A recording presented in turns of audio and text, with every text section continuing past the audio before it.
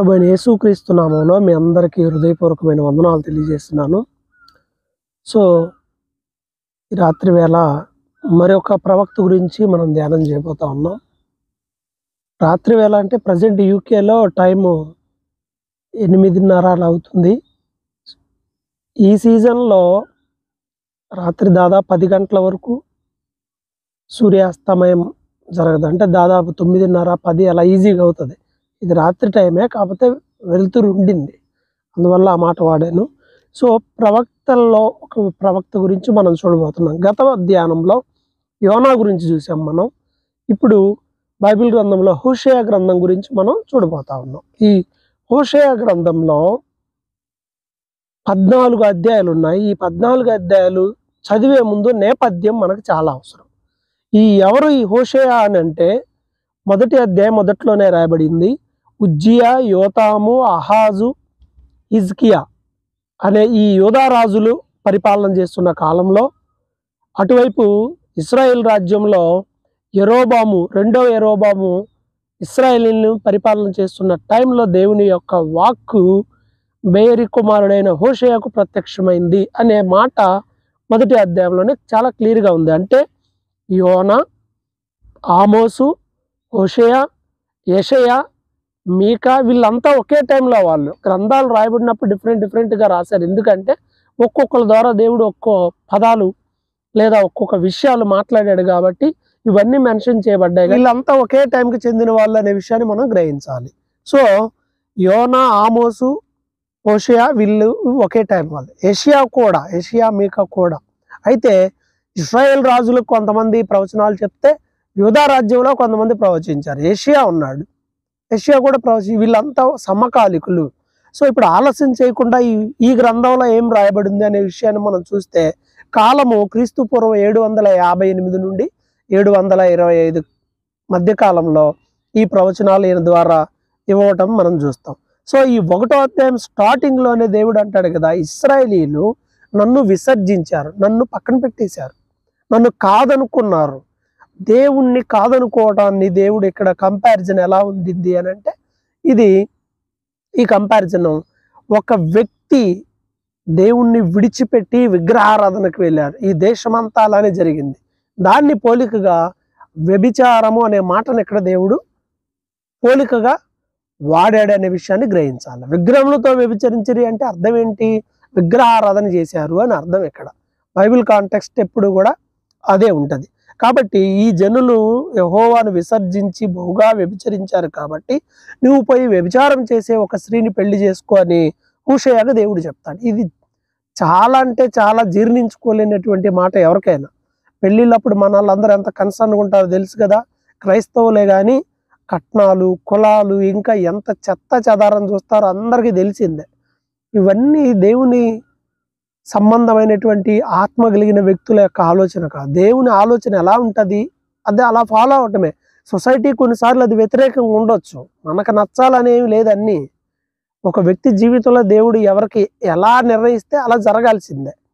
So వాటి గురించి మనం కామెంట్ చేయాల్సిన అవసరం ఏమీ లేదు. చాలామంది ప్రవక్తలు వాళ్ళ భార్యల గురించి మనం ఒక లోతైన విశ్లేషణకి వెళ్తే, జాన్ వెస్లీ ఇంగ్లాండ్ దేశంలో గొప్ప ఉజ్జీవానికి దేవుడు ఆయన్ని వాడుకున్నాడు. వాళ్ళ భార్య ఆయన్ని ప్రసంగ వేదిక మీద చుట్టుపట్టుకొని లాక్కొచ్చేసిందట. చాలాసార్లు ఆయన మాట్లాడుతున్నప్పుడు లేచి నిలబడి వ్యతిరేకంగా మాట్లాడింది. నువ్వు సువార్త వాక్యం అని చెప్పి పరిగెత్తి వెళ్ళిపోతున్నావు, దేశాలన్నీ తిరుగుతున్నావు, నాకు అవసరం లేదని సర్దుకొని వెళ్ళిపోయింది. So George Whitfield, William Carey వాళ్ళ భార్య, వీళ్ళన్నీ డిఫరెంట్ హిస్టరీస్ ఇవన్నీ కూడా. సో మనం అన్నిటినీ ఒకే విధంగా కట్టేసి చూడకూడదు.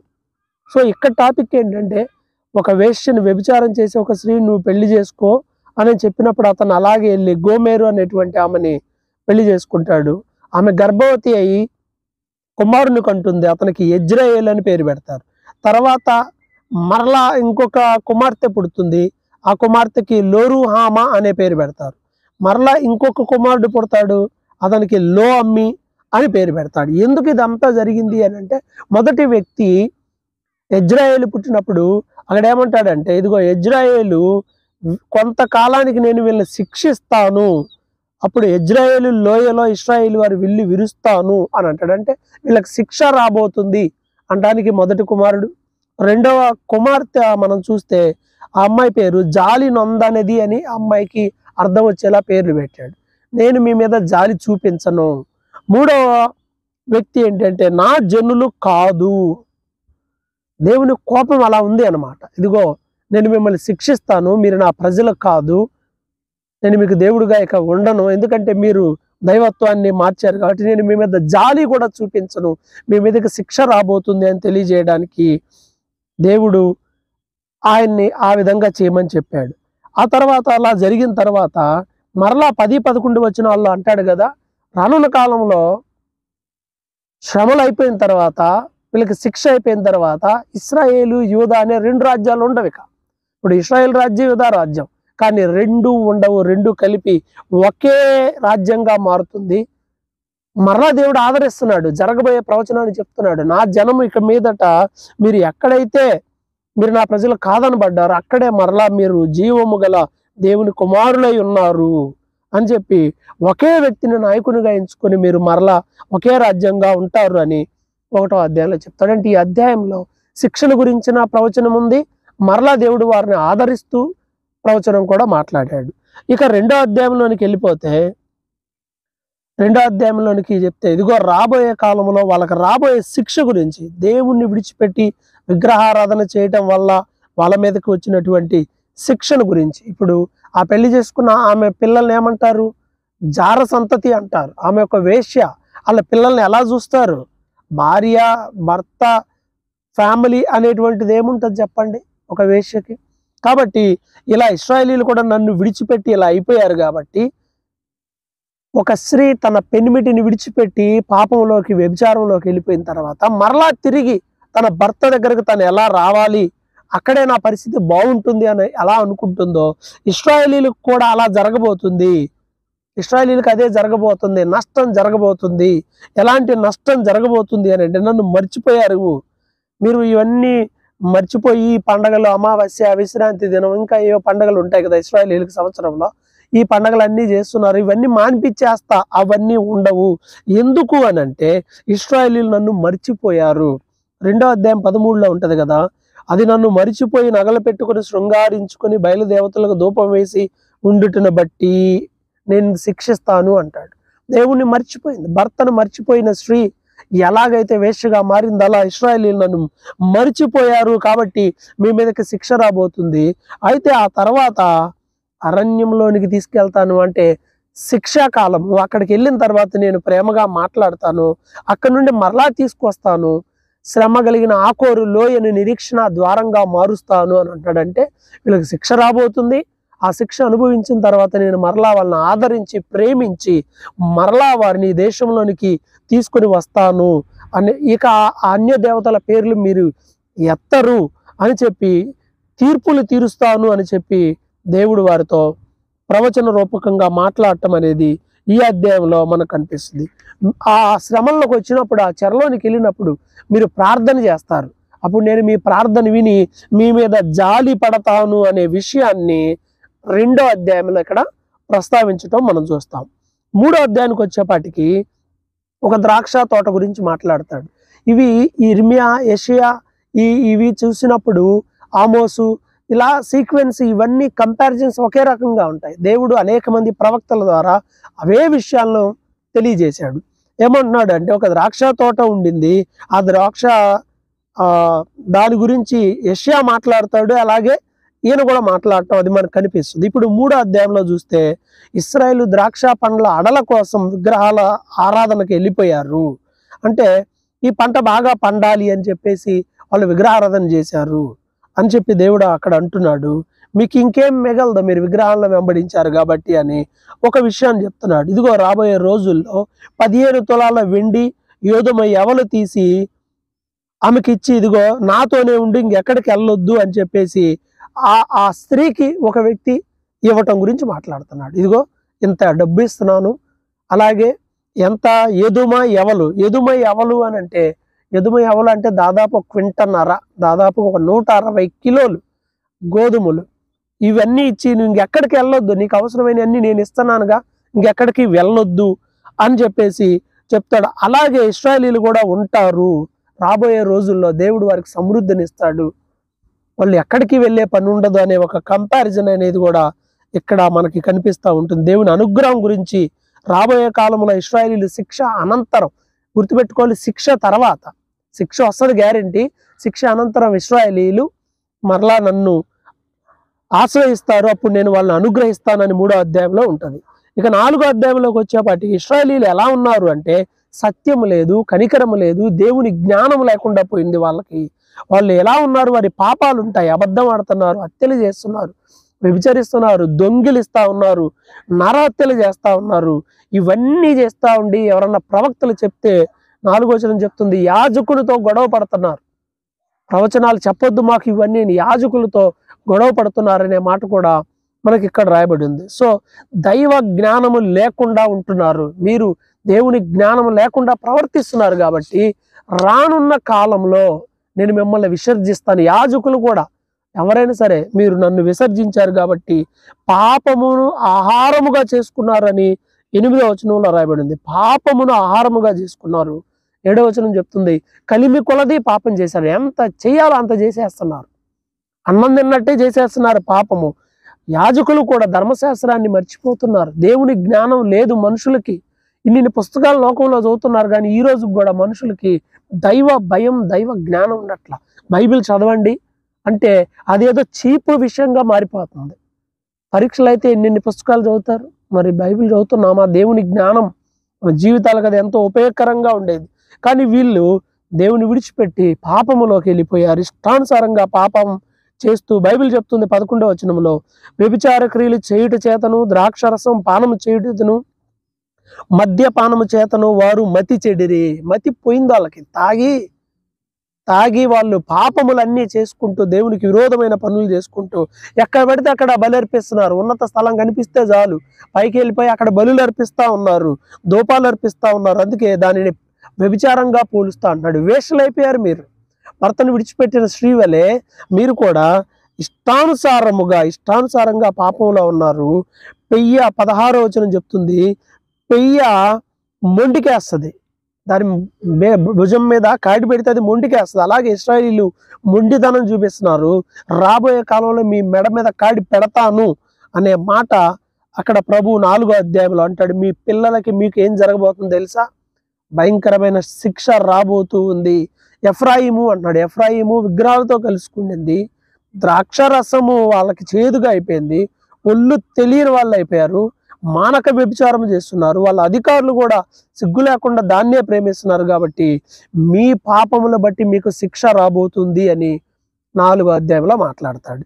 ఇక 5వ అధ్యాయంలోనికి వచ్చేపాటికి ప్రజలు యాజకుల గురించి మాట్లాడుతున్నాడు. యాజకులారా నా మాట వినండి, మీరు ధర్మశాస్త్రాన్ని పక్కన పెట్టేశారు, మీరు కూడా దేవుని వాక్యానికి విరోధమైన మార్గంలో యాజకులు కూడా నడుస్తున్నారు. నలుగురికి చెప్పాల్సింది పోయి మీరు కూడా వ్యతిరేకమైన మార్గంలో నడుస్తున్నారు, తిరుగుబాటు చేస్తున్నారు. కాబట్టి ఇదిగో రాబోయే కాలంలో మీకు శిక్ష రాబోతుంది అని అదే విషయాన్ని, మీ పాపములో మీరు చిక్కుపడిపోయి ఉన్నారు, ఒక రోజు రాబోతుంది మీరు వెళ్ళి దేవుడు ఎక్కడున్నాడని ఎద్దులు ఆవులు ఇవన్నీ తీసుకొని బలులు అర్పిద్దామన్నా కానీ మీకు ఎవడు కనపడడు. అలాంటి రోజు రాబోతుంది.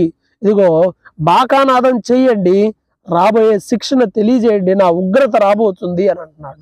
ఎందుకంటే 10వ వచనంలో 11లో ఎఫ్రాయిమీలు అంటే ఇశ్రాయేలులో ఒక గోత్రం, యోసేపు సంతానం, మానవ పద్ధతిని బట్టి ప్రవర్తిస్తున్నారు. ఎఫ్రాయిమీలకి చిమ్మటి పురుగు వలెను, యోధా వారికి వత్స పురుగు వలె నేను ఉంటాను అని అంటున్నాడు. అంటే దేవుడు వీరికి విరోధిగా ఉంటాను అనే మాటను దీంట్లో తెలియజేస్తున్నాడు. ఎఫ్రాయిము తనకు రోగం వచ్చింది. యోధా అంటే రాజ్యాలు, ఇశ్రాయేల్ రాజ్యాన్ని యోధా రాజ్యాన్ని అంటున్నాడు. ఈ రాజ్యానికి రోగం వచ్చింది, ఆ రాజ్యానికి పుండు వచ్చింది.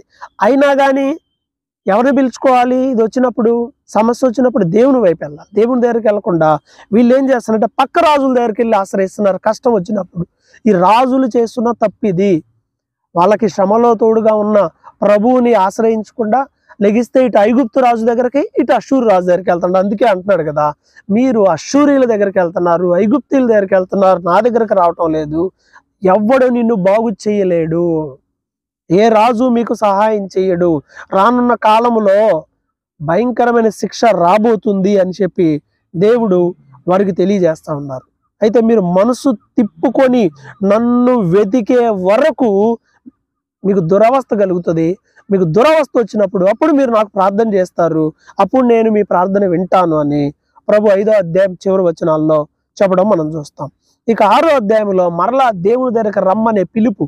యెషయా ఎలా అయితే పిలుస్తాడో, రండి మన వివాదం తీర్చుకుందామని, అలాగే ఈయన కూడా దేవుడు ద్వారా కూడా దేవుని దగ్గరకు మరలా వెళ్దాం రండి, ఆయనే మనల్ని కొట్టాడు, ఆయనే మనల్ని స్వస్థపరిచాడు, మన పాపం వల్ల మనకి ఇదంతా జరిగింది, మనం మరలా ఆయన దగ్గరికి వెళ్దాము, ఆయన గురించిన జ్ఞానం సంపాదించుకుందాం, ఆయనే వర్షాన్ని కురిపిస్తాడు, ఆయనే శత్రువుల చేతి నుండి విడిపిస్తాడు, ఆయన దగ్గరికే వెళ్దాం రండి అని మీరు అనుకోండి అని ప్రవక్త ద్వారా చెప్తున్నాడు.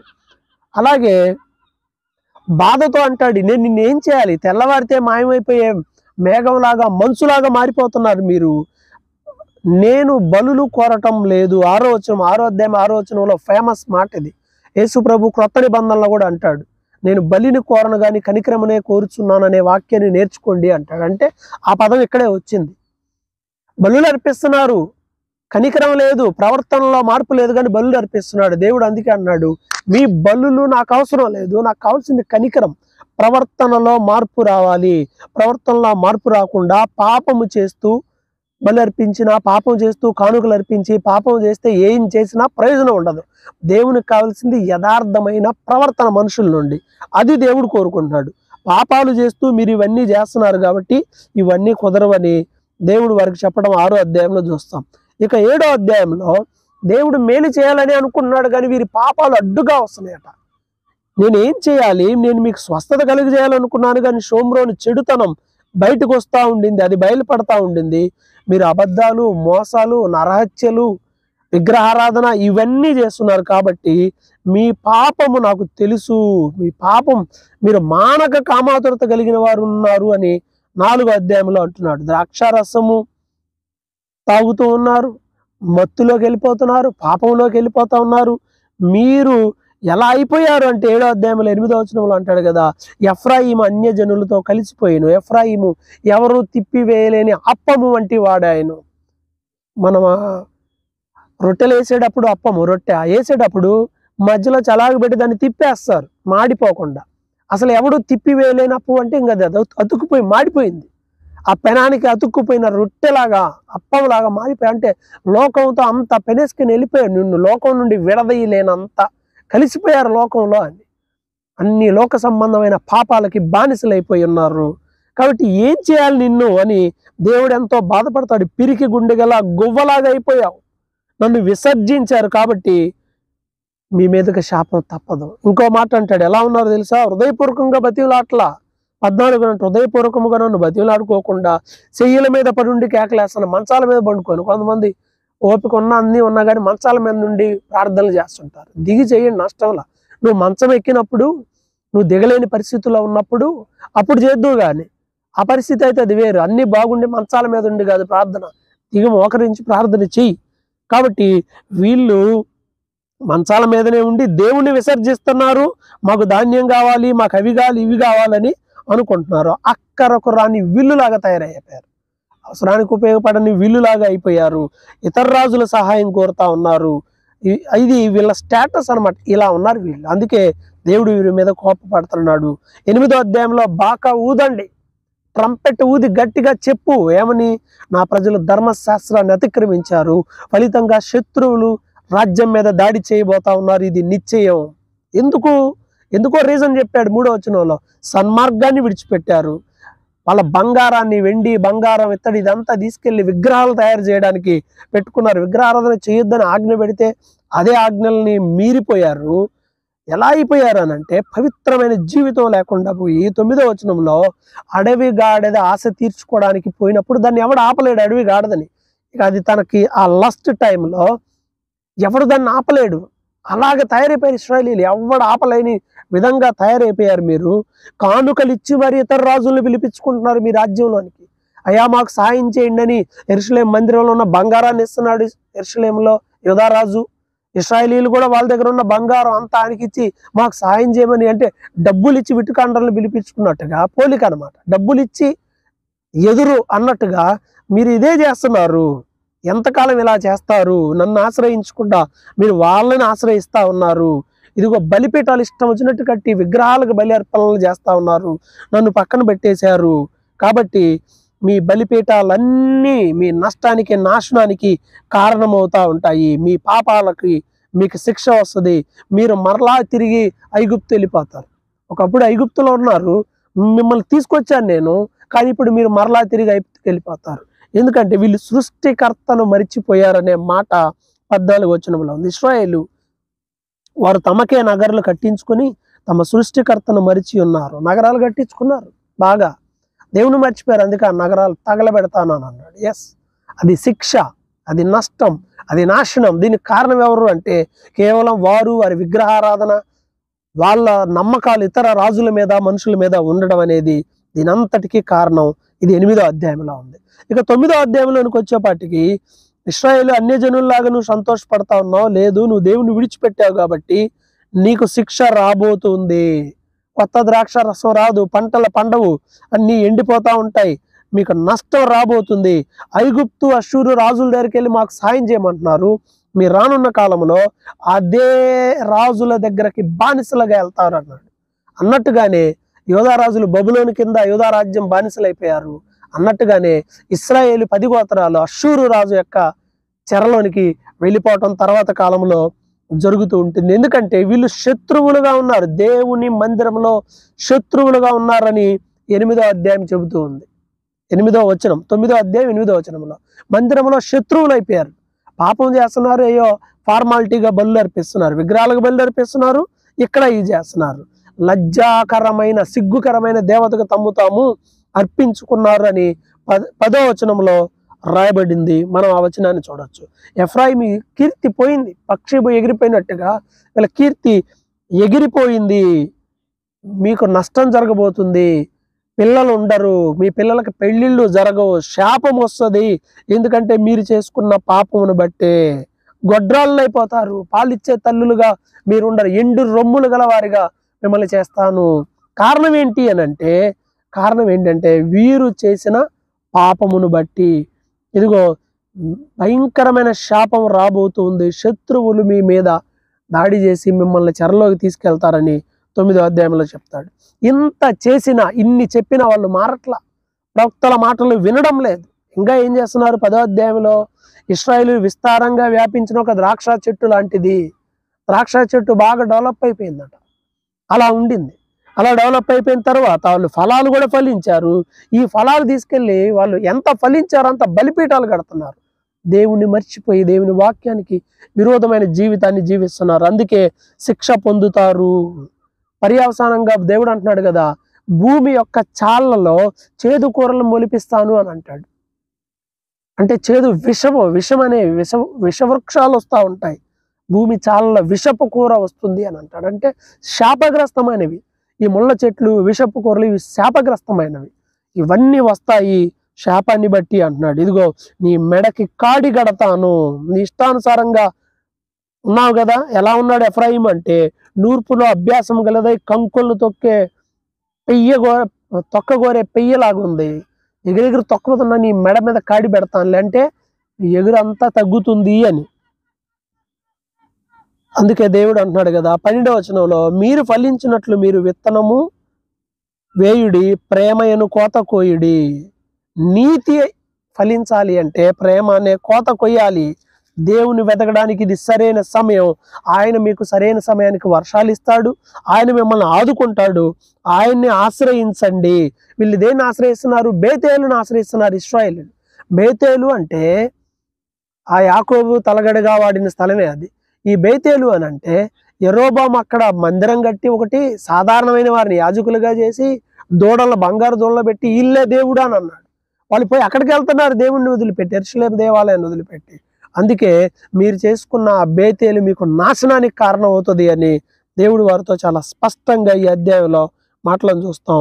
ఇశ్రాయేలు రాజు అలాగే యూదా రాజులు ఉన్నారు కదా, ఈ రాజులు నిర్మూలమైపోతారు. ఈ రాజులు ఉండరు, ఈ రాజ్యాలు కూడా ఉండవు, మొత్తం కూలిపోబోతున్నాయి అని ముందుగానే దేవుడు ఈ ప్రవక్త ద్వారా వారికి చెప్తాడు. ఇది 10వ అధ్యాయం. ఇక 11వ అధ్యాయంలోనికి మనం వెళ్ళిపోయినట్లయితే ఇశ్రాయేలీల పట్ల దేవుని ప్రేమ జ్ఞాపకాలు. వాళ్ళతో అంటాడు కదా, ఇదిగో నేను చెయ్యి పట్టుకొని నడక నేర్పించాను, భయంకరమైన ఆ ఎండలో ఆ అరణ్యంలో నేను కదా మీకు తోడుగా ఉండి మీకు స్నేహించింది, ఆ 40 ఏళ్ళు మిమ్మల్ని ఎలా నడిపించానో మీరు మర్చిపోయారు. మీ పితరుల కాలంలో మీరు నన్ను విసర్జించాలని తీర్మానం చేసుకున్నారు. నేను మీ మధ్యలో నడుస్తాను, ఇదిగో మీకు శిక్ష వస్తుంది, ఆ తర్వాత మరలా నేను మిమ్మల్ని నడిపిస్తానని దేవుడు తన శిక్షను మరియు వారి పట్ల చేయబోయే ఆశ్చర్యమైన కార్యాన్ని కూడా ఈ 11వ అధ్యాయంలో తెలియజేస్తాడు. ఇక 12వ అధ్యాయంలో వీళ్ళ తిరుగుబాటును బట్టి ఇదంతా జరిగింది.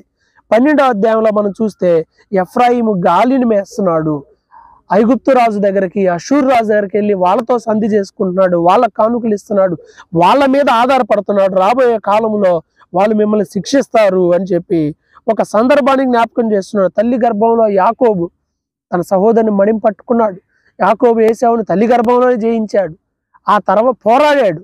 అలాగే యాకోబు ఎబ్బేవు రేవు దగ్గర పోరాడాడు, ప్రభు సన్నిధిలో ఒంటరిగా ఆ సందర్భాన్ని పెట్టాడు.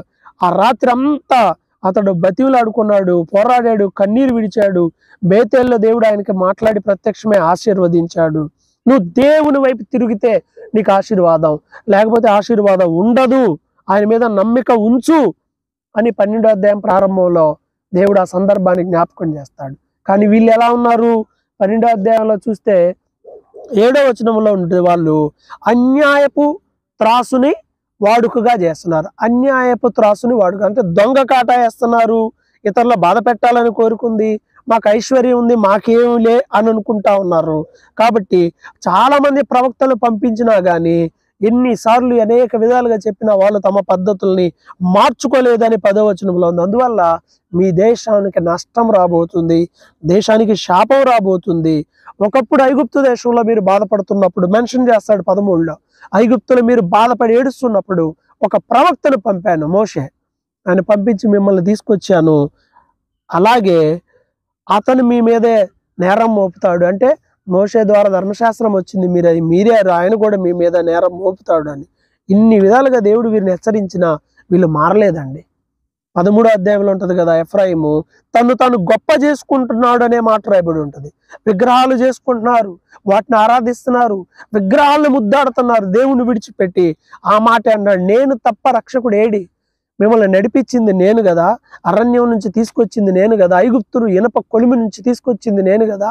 మీరు బాగా అన్ని దొరికి తిని తృప్తి పొందిన తర్వాత మదించి నన్ను మర్చిపోయారు. మీరు కొంతమంది విశ్వాసులు కూడా అలానే ఉంటారు, అన్ని దొరికాక దేవుని కూడా మర్చిపోయి దేవుని వాక్యానికి విరోధంగా ఉంటారు. అందుకే అన్నాడు కదా, నీ సహాయం చేసిన నీవు నీకు విరోధిగా భావించుకున్నావు కాబట్టి నీకు నష్టం రాబోతుంది అని దేవుడు కోపంతో వారితో మాట్లాడే విషయాలు ఇక్కడ ఉంటాయి. మీ పాపం భద్రపరచబడింది, మీకు శాపం రాబోతుంది అని చెప్పి చివరిలో మీ తిరుగుబాటు బట్టి మీకు శిక్ష తప్పదు అని వాళ్ళు గట్టిగా చెప్తాడు. ఈ అధ్యాయంలోనే యేసు ప్రభు గురించిన ఒక గొప్ప ప్రవచనం ఉంది. హోషేయ గ్రంథం 13వ అధ్యాయం 14వ వచనంలో చూస్తే, ఇదిగో పాతాళం నుండి వారిని విమోచిస్తాను, మృత్యువు నుండి రక్షిస్తాను, ఓ మరణమా నీ విజయం ఎక్కడ, నీ ముల్లెక్కడ? ఇది యేసు ప్రభు మరణాన్ని జయిస్తాడు అనే ప్రవచనం ఈయన ద్వారా ఇక్కడ రాయబడి ఉంది. అయితే ఇశ్రాయేలీయులు వారు చేసిన తప్పులను బట్టి వాళ్ళు శిక్షలు వస్తాయి, జనాలు కత్తిపాలవుతారు, పిల్లలు రాళ్ళకి వేసి కొట్టబడతారు, గర్భిణీ స్త్రీల కడుపులు చీల్చబడతాయి అని దేవుడు ముందుగానే ప్రవచించాడు. అన్నట్టుగా తర్వాత కాలంలో అష్షూరు రాజు అలానే చేస్తాడు. చివరిగా 14వ అధ్యాయంలోకి వెళ్తే, ఇశ్రాయేలీయులు నీ పాపం చేత ఇంత నష్టం జరిగింది కాబట్టి ఫైనల్ కాల్, నీకు ఆల్టర్ కాల్ అనమాట, తీర్మానం చేసుకో, మాటలు సిద్ధపరచుకొని దేవుడి దగ్గరకు రా. ఏమని? ఇదిగో నేను చేసిన పాపాలన్నిటిని బట్టి మాకు శిక్ష వచ్చింది ప్రభువా, ఈ ఎద్దులు ఈ అర్పణలు ఇవి కాదు, ఇవిగో మా మాటలు ఇవి, మమ్మల్ని క్షమించు అని నువ్వు మా దగ్గరకు రా.